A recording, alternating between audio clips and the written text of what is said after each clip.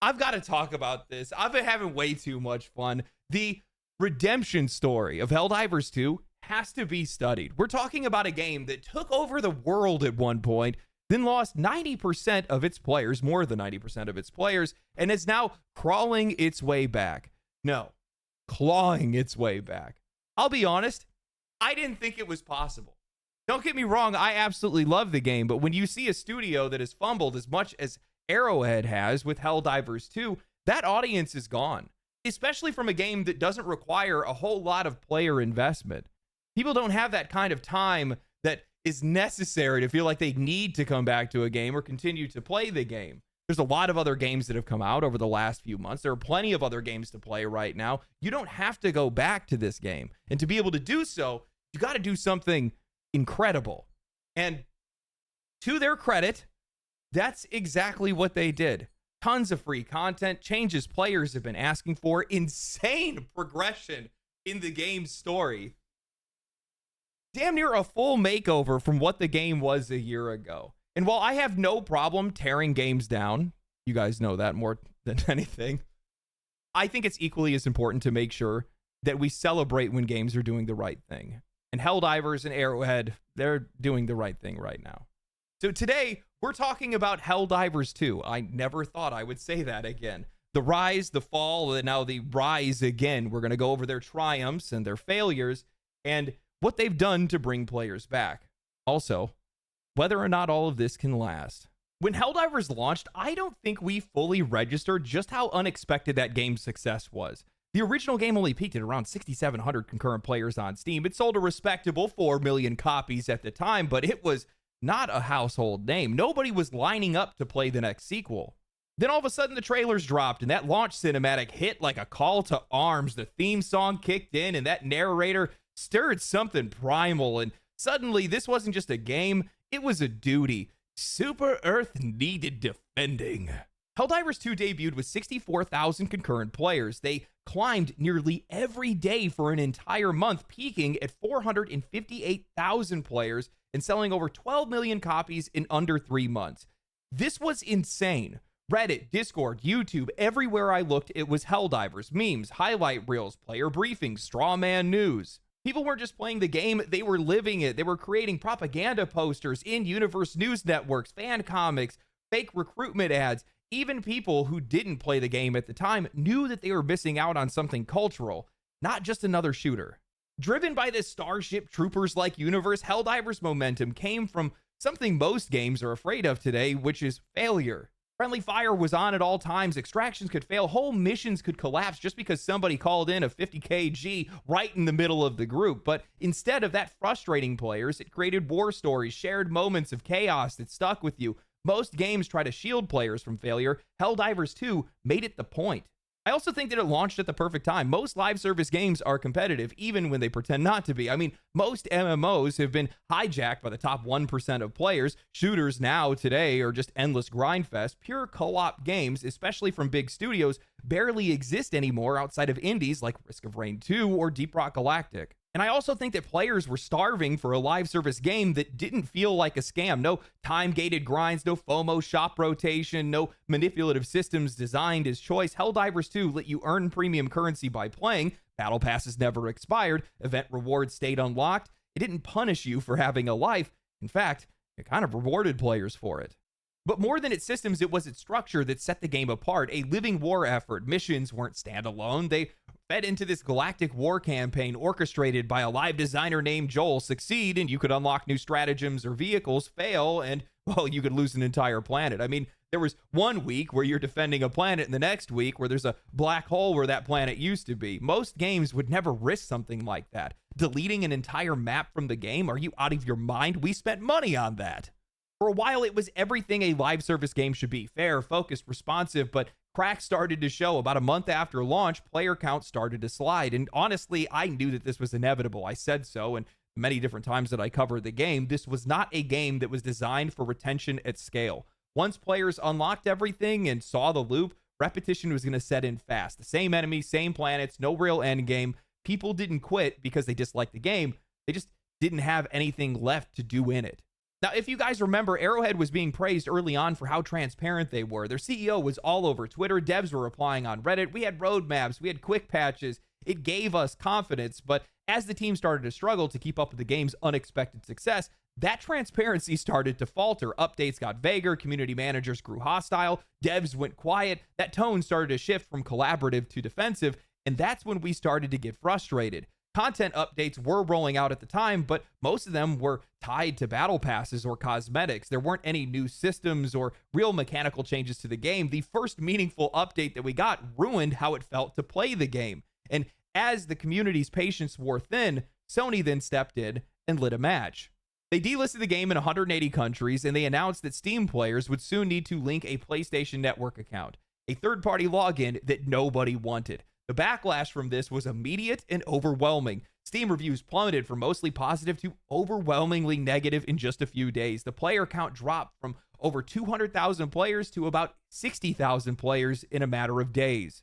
To make matters worse, Arrowhead's community team started to clash with players. They argued in comment threads. They mocked refund threats. They dared players to leave. It was a disaster, and it only reinforced the sense that the studio had stopped listening to them and they weren't an ally. I think one of the worst revelations during this entire thing was that Arrowhead hadn't even known about the PSN requirement in advance. Johan Pielstedt admitted publicly that the studio was completely blindsided. That lack of coordination between the publisher and developer shattered a lot of that trust. It made Arrowhead look powerless and Sony like a villain. When I think back on this now, the PlayStation requirement alone wouldn't have been enough to be able to cause this kind of blowback. It was the context around it, not only the players that completely lost access to the game, but players had sat through crashes, server issues, delays, and lack of content. Players gave the studio the benefit of the doubt. They knew that these guys were in over their heads, but that goodwill ran out, and then Sony set it off. Plenty of games use third-party launchers. Hell, even Baldur's Gate 3 has one. But if you don't fix problems that are in the game right now or deliver content, you're just leaving on the gas and just waiting for it all to go up. And honestly, I think this is proven by the fact that even after the incredibly successful boycott and review campaign and the subsequent reversal and apology, the players did not come back to the game because the real issues still lingered. The game had no long-term content. You could put 40 plus hours into the game, and that's great, but that's not enough to sustain a live service title. It needed more grind, more chase, more to unlock, and it just wasn't there. In the months that followed, the game started to stabilize, but Arrowhead kept running into controversy. One of the dumbest moments came when Pielstedt had spoke to the UN and had joked about brainwashing players to fight for a fascist regime. That phrasing was reckless and people got upset, but the context makes it a little bit more clear. He was just posing the question, can you get players to root for the bad guys if the game is fun enough? The answer is obviously yes. That's actually one of Helldivers 2's greatest strengths, is that you don't need to hate the villain. It doesn't force any type of moral clarity on you. It just lets you enjoy being the bad guy.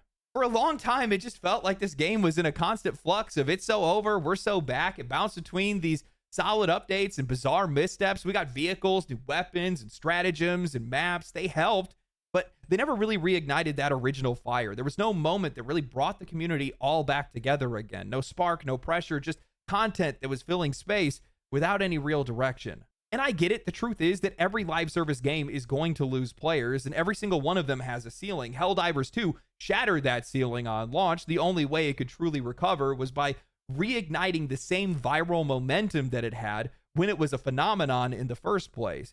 This has always been a community-driven game. Its popularity isn't just about mechanics. It's about the narrative, the memes, the shared struggle between players. To recapture that, you would have to do something insane. You would have to give players a reason to fight again. And that is exactly what Helldivers 2 did. They made this humanity's last stand. With the Heart of Democracy update, everything changed. The Illuminate have returned, Super Earth's deadliest enemies, and their assault has reached Earth itself. That mysterious black hole from earlier in the campaign, well, that's actually a wormhole, and through it came the franchise's most iconic threat. With sweeping changes across the game and humanity's greatest threat now landing directly on Super Earth, the player count exploded. Helldivers 2 jumped back up to 63,000 concurrent players on Steam and still holds over 100,000 players daily, essentially capturing lightning in a bottle all over again.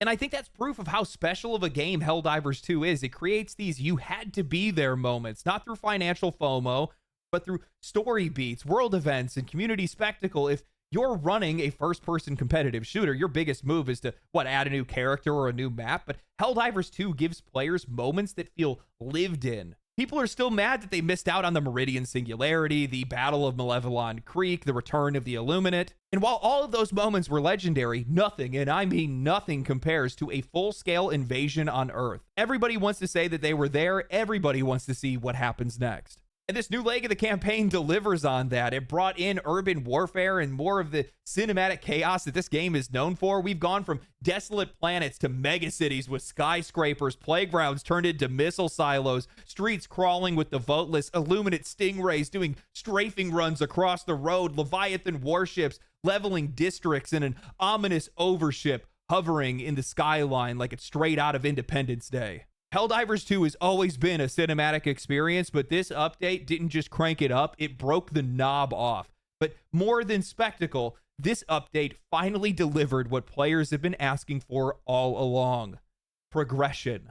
This game's biggest weakness was its progression ceiling. You could level up your character, unlock war bonds, and collect ship upgrades, but once that was done, you were basically just waiting for the next update.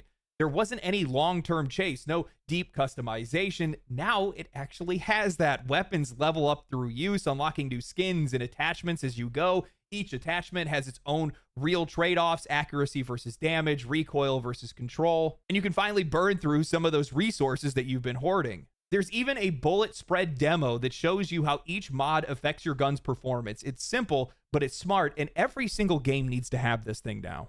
When I look at this update, the past, the history, all the things that these guys have been through, and all the things that they've changed, I think this whole saga, if anything, proves that content is king. All the goodwill in the world won't save you without substance, but even after the missteps, the crashes, the backlash, Arrowhead didn't give up. They listened to their audience, they adapted, they kept building until the game earned its second shot.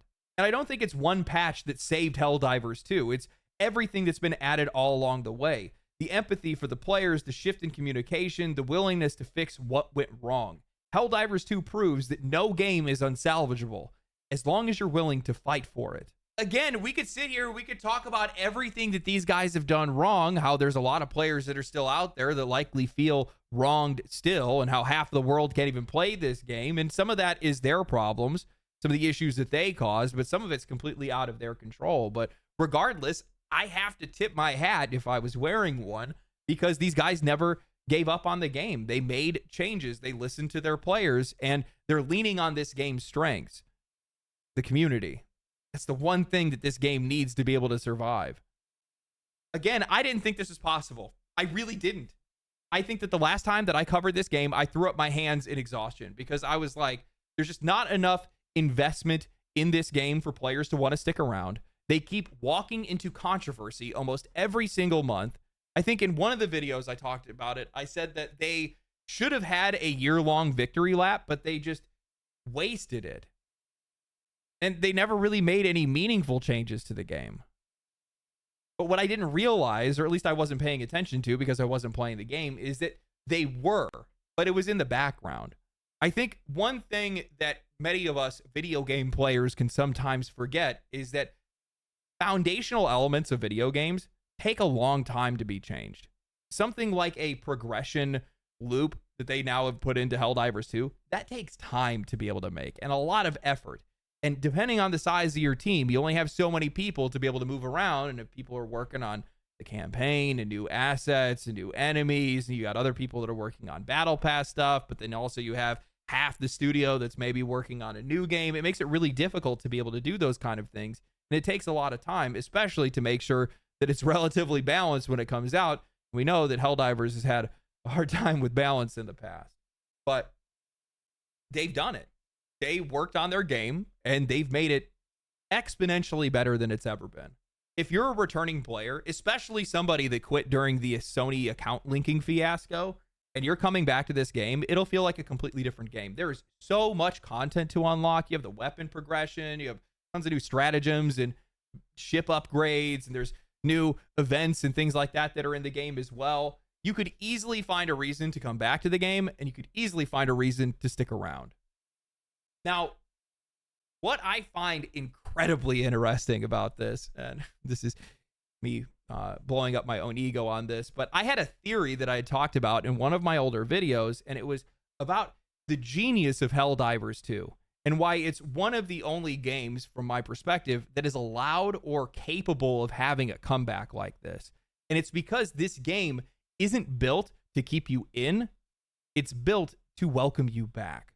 Now, I haven't played Helldivers 2 in over 200 days, and sadly, I did not get any footage for when I first logged back into the game, but the moment that I did, I was slammed with a backlog of rewards. Major orders that I had completed, ones that I had missed entirely, event cosmetics for content that I didn't even know even happened. It was like I was being hit with a time capsule of content that was getting me up to speed. And maybe this is just me, but I dread logging back into a live service game that I've been away from for a while. I've talked about this before. I just don't like live service games. I don't like the pressure of battle passes that I'll never finish or the guilt of wasting money on rewards that I'll never get. I hate the feeling of obligation for a video game. I play these games because I want to enjoy them. I write about them because I love them. I don't want that feeling to feel like a commitment. And most of the time, once I fall off of a live service game, that's it. I'm done. There is almost nothing that is going to get me to fully reinvest.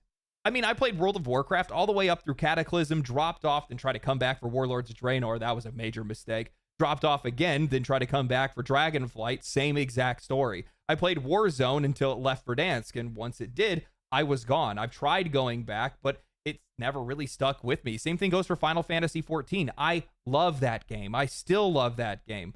But after one extended break, I just could not bring myself to log back in. I have a real aversion to games that demand my commitment just to enjoy them. And most live service games today are built around that commitment.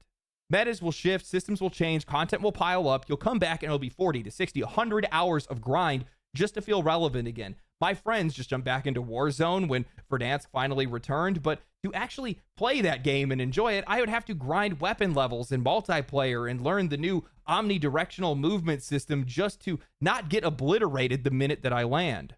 That's the problem. Most live service games don't think about returning players. They are so focused on monetizing the active player base that they forget that most people don't stick around. They come and go. And instead of making it easier to return, they pile on more systems, more currency, more noise. Games like WoW try to fix this by speeding up leveling, but all that does is create undercooked players who don't even know builds or rotations or even how any of their classes or characters are used, and then they get gatekept by the people that never left the game. Other games don't even try. They just hope that you'll push through the marathon to get to the other side. And honestly, that's what kills long-term interest in these games. And I don't think a lot of these companies realize that these games burn themselves out, essentially. They become too dense, too self-important, and eventually too hostile to come back to. So when the numbers finally dip low enough, most of those studios are just forced to start over again with a sequel. Helldivers 2 isn't built around monetization. It is designed around how people actually play games. Most live service titles are obsessed with player retention.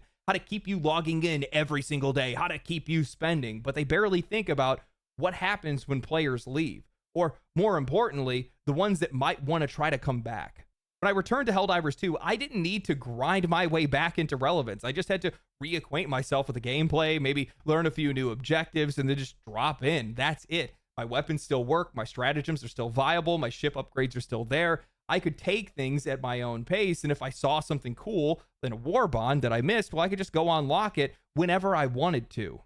Even with the new weapon progression system that they added, this isn't some type of gated power grind. It adds flexibility, sure, attachments, customization, some visual feedback, but it doesn't punish you for not engaging with it. The game still plays fine without any of it. It's additive, not essential, because Helldivers 2 was never about chasing gear. It's always been about the experience, the spectacle, the teamwork, the absurdity. That's what makes this game stick. And because of that, it can survive these dips in player counts and bounce right back. There's no barrier to entry here. You can just come back whenever you want to. It's the same game that it's always been, just better. I don't think it's going to stay in the top 10 for Steam forever, but I do think it'll keep bringing players back for some of its biggest moments. And in between those moments, I still think it's going to hold steady. What I think is really funny is that Helldivers 2 accidentally figured out what so many of these studios have been trying to do when copying Fortnite. It's not the dance emotes or the crossovers, but the structure, the rhythm. The map can evolve, events can come in and shake things up, but the core gameplay never changes. You can jump back in without feeling lost, without having to relearn all these new rules or crawl through miles of broken glass just to catch up to the content that you want to engage with or to enjoy the game with your friends. Most of these studios right now are building these mechanically low commitment games, but they then demand high commitment from their players through its structure. That contradiction eventually is going to drive players away, but Helldivers 2 is doing the opposite. It respects your time and then welcomes you back. In a lot of ways, it's like how multiplayer games used to be 10 years ago. At this point, Helldivers 2 is Sony's most successful live service game. Out of the dozen plus projects that they've spun up, most of them are canceled now. Some of them are still circling the drain. This is the only one that has landed, and I don't think that that's a fluke. I think that Helldivers 2 has the foundation to keep going, delivering regular content updates for its core audience while pulling in these huge waves of players during some of their major events. Now, with the addition of the weapon progression system, Arrowhead has essentially given themselves a second wind, a new system to be able to build upon, a reason for people to stay invested without alienating those who leave. That's the key here. As long as they avoid turning weapon progression into a system that is a requirement for higher level content, so long as the power of it doesn't creep past accessibility, I don't see them struggling to keep people around or bring players back. So yeah, Arrowhead fumbled plenty of times, but if you zoom out, a lot of the issues that these guys faced weren't malicious. It was the byproduct of a studio that simply wasn't ready for what hit them. This is a relatively small team with a loyal but limited following, and then the game blew up. Suddenly, they were managing a global player base, trending on social media, taking meetings with the UN, and they just weren't ready for this. The infrastructure wasn't built for that. The comm strategy wasn't built for that. Even their leadership wasn't built for that. Which is why I think the most important thing that ever happened to this game was the CEO stepping down. When Johan Pielstedt handed off his executive role to somebody else and wanted to just focus on making games in the creative direction of Helldivers 2, everything started to click in place. The updates got better, the messaging improved, the game found its footing again. That kind of decision is not easy to make, especially when you're the one in charge, but it shows a level of awareness and humility that is incredibly rare in this industry. And to be honest, when I look back at all of this, I think that Sony did way more harm than good here. They were not prepared for Helldivers 2 either, and when things went south, they just made matters worse. The PSN requirement, the delistings, the complete absence of a coordinated response. This is the kind of game that these guys have been chasing for half a decade now, and when Arrowhead needed their support, Sony just put a target on their back. I think that people forget that Sony does not own Arrowhead. They own the Helldivers IP. This is still, in many ways, an independent studio, one that got thrown into the spotlight with no safety net. They made mistakes, sure, but they listened, they adapted, and they found a way to fight back and earn some of the trust that they had lost. I think the biggest lesson that these guys have learned, and one that's probably going to shape their future, is never to rely on a giant publisher again. And now, thanks to the wild success of Helldivers 2, they don't have to. They've already confirmed that their next game will be self-published. That's a huge shift for these guys. Breaking away from Sony. It means creative control, direct communication, and no outside interference with their community. And honestly, this might be the best thing to come from all of this, because it means that Helldivers 2 didn't just survive the chaos, it gave them the power to make sure that this never happens again. It is wild to me to see this game returning to some of the heights that it once saw before. I mean, right now, Twitter is just flooded with this SEAF female NPC that I don't even think even has a name. At least Eagle 1 had a name, but now the community has this new waifu meme that's going around right now. The propaganda press is in full motion. They're kicked into high gear. You're seeing the recruitment posters, the call to arms. It is crazy to me to see how effortlessly this game just slides back into relevance. It's unlike anything else. It really is a special game. And I genuinely like this idea of games being built around the idea of welcoming players back rather than trying to keep players in. And while a lot of these companies have made money hand over fist with the way that they've designed some of these games, it's just not how the wider market of players engages with games. It's just not how we play games. I know it's not how people want to play games. I mean, these guys have seminars and psychological studies on gambling addiction, specifically because they're not interested in making a game that you don't want to stop playing. They're more interested in making a game that you feel like you can't stop playing. That's what they're after right now. And the more you chase that, the more it builds resentment.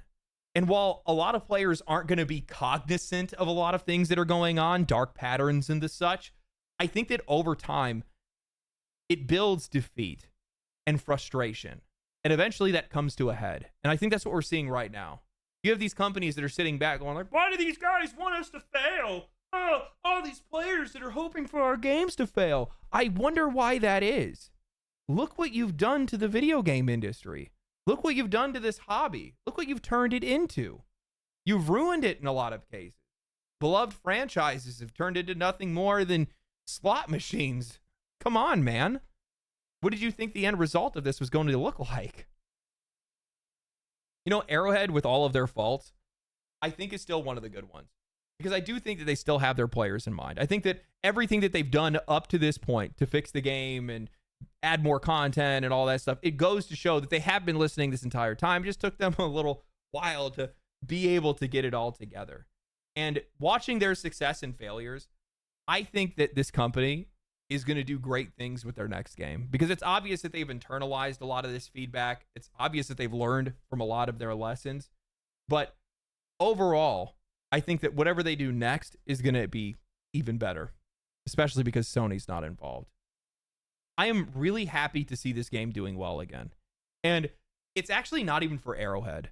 It's not even to forgive them or anything like that. It's actually just for the gaming community, because for whatever reason, this game, it just has this special spark, and one of the coolest communities and one of the coolest community interactions that you can find in gaming today.